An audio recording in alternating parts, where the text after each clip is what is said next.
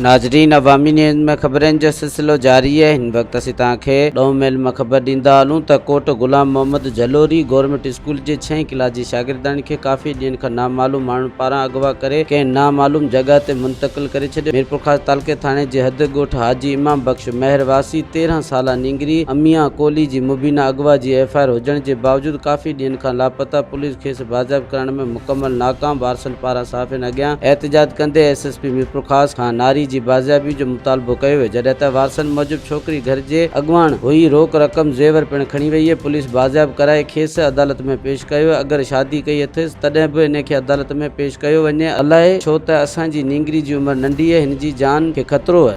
छोकरी मारी अगवा थई जीवे ने दोरी खणी जाव ताड़ी तो नी दरिए खणी जाम थेन थी खणी ने दोरी खणी दे केर खणी वियो आहे? सूरज खणी जो बील दे घणा नी थे? 15 दाड़ा चावे। अच्छा, हां, पुलिस कोई मदद हमारी थी करे। पुलिस कुछ कौन कहे है? मज़ीद खबरों और तफसीलात के लिए विजिट करें हमारी वेबसाइट www.awamiNewsHD.com।